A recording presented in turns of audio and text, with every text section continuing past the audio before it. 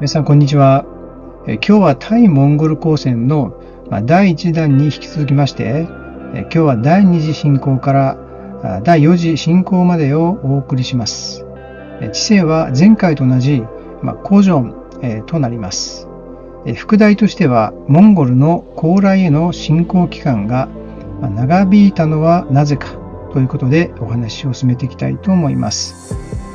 視聴者さんはどのように思われるでしょうか。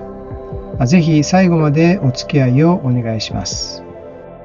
前回の一次侵攻に関しては、前回の動画をご視聴ください。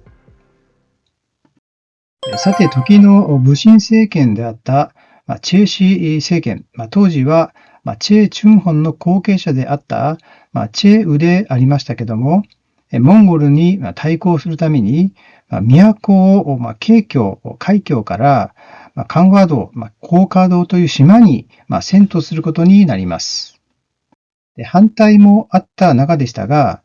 チェイはその反対者を粛清してまでも、この遷都を強行させます。そこでモンゴルは第二次侵攻を進めるのですが、モンゴル側はこの2つのことを要求してきます。一つは、都をこの島から、遷都した島からですね、本来の都であった海峡に戻せという、この関東ということを要求してきます。もう一つは、新朝というですね、言って、つまり、高麗王自らが、モンゴル王に朝貢しなさいというですね、要求であったんですね。これを新朝というふうに言っているわけなんです。今後もですね、この関東と新朝というものをずっとですね、引き続きモンゴルは要求してきます。ところで、チェイはどうしてカンファ島をこの遷都場所に移したのでしょうか。これは前回もお話ししましたけども、モンゴルが海戦にこの弱いという点、それからコーカ島のこの周りの海がですね、非常に急な潮の流れがあったと同時に、冬はですね、凍らないというこういう点を持って、そしてこの位置に、さらにですね、この位置的にですね、物販の搬入が非常にこのスムーズであったという点があったわけなんです。実際に全国各地から民衆の税を取り立てて、そしてこの、高波道、緩和道に送ることが非常に簡単であったということなんですね。しかし、ここで一つ謎があります。実際にチェ氏の精鋭部隊が島を守るだけで、陸の戦いにはなかなか投入しなかったという点があるわけなんですね。つまり、チェウはですね、島の防衛にだけ集中していて、陸、つまり民衆の戦いにはあまり関与していなかったということなんですね。そしてもっと驚くべきことは、モンゴルの侵攻よりも、武神政権として、つまり内部の反乱、このクーデターをより恐れていたという説があります。よって外部の侵攻よりも、自らの政権の崩壊の方を、もしかしたら恐れていたのではないかというこの説なんですね。で、チェウは最初からモンゴルへの、この体制について、モンゴルが対抗できるという、確信というものが、なかったのではないかとも言われています。で、ここに意見が分かれるのではないでしょうか。そこで私はですね、やはり武神政権であったとしても、国の防衛のためには力を尽くしていたと考えています。そして民衆への抵抗においても、陸地に残されたですね、山城や、そして島に移ったんですけども、各地に指導者を送っていたとも考えられます。そうでなければ、各地の山城、山村での戦いは、やっぱり中心、指導者がなくてはなかなか民衆はまとまるということは難しかったのではないかというふうに思われるわけです。そしてモンゴルの2つの要求である先ほどの関東、要するに島から陸に移せという要求と、清朝というですね、モンゴル王にその朝貢をしなさいというですね、ことを、28年間の間、拒否したことも、国の威信をかけた、交渉術だったとも見ることができるわけです。つまり、高麗はですね、この交渉術においても、ある程度防衛を、一つのこの防衛として、その交渉術がですね、機能していたんではないかというふうに思われるわけですね。一つのこの外交術というものが、そこにはあったというふうに、考えることができるのでないでしょうか。さて、この第二次侵攻に話を戻しますと、都を遷都した、高麗においては、防衛線がないようなものでありました。そうですね、都がありませんから、そういったモンゴルの侵入がたやすく行われたということですね。で、モンゴル軍はこのサリ隊というですね、司令官によって、怒涛のこの進撃をしていくわけなんです。ですから、今までのその領土よりもですね、より深くこの南部に侵攻していく、ソウルとかですね、南部地方の慶州まで侵攻していったと言われています。でその中で、テグという町のパルゴン山というですね、山があります。八甲山というですね、漢字で書きますけども、そのプインサという寺に収められていた、この大蔵経というですね、木版のこのお経を焼き払い、さらに、ファンリョンサというですね、こちらに交流寺というふうに書いてありますけども、この交流寺、ファンリョンサにある高さ80メートルもあったと言われているんですけども、この高さ80メートルに及ぶ木造塔が消失したということなわけですね。で、この塔は644年に完成した、新羅時代のものであると。そして、3つの宝の中でですね、1つであったその神羅、仏教のですね、屈指の塔であったと言われているわけです。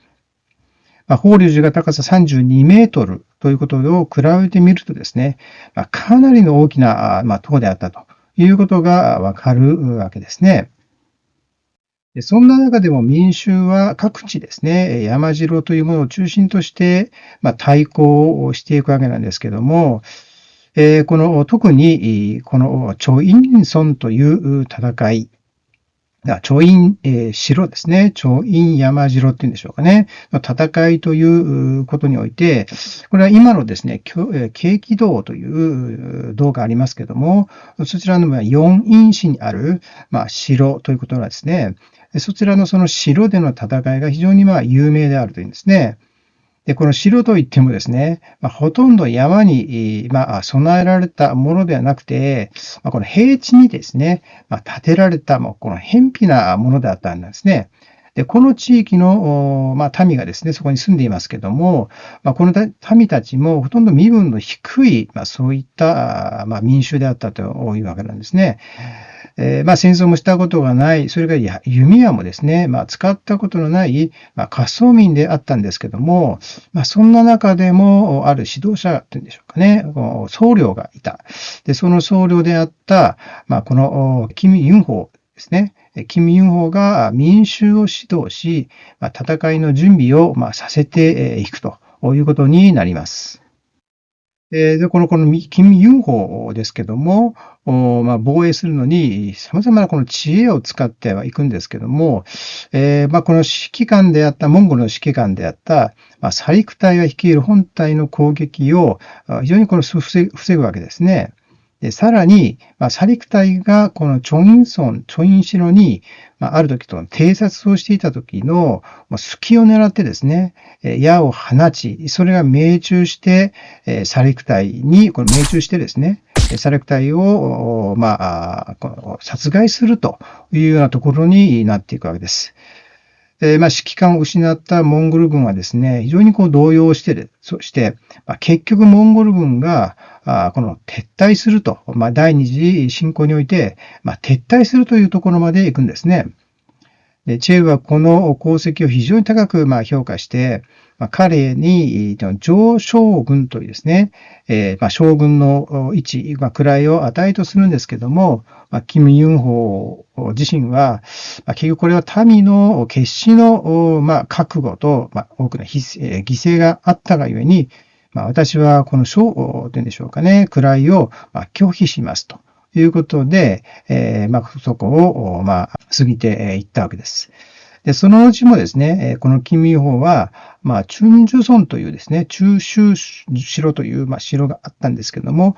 そこでも活躍を見せるということになっていきます。じゃあ次に、第三次侵攻がどうなるのか、というところが見どころなんですけども、これ1235年から1239年という長い期間ではあったんですけども、撤退のですね、約3年後、1235年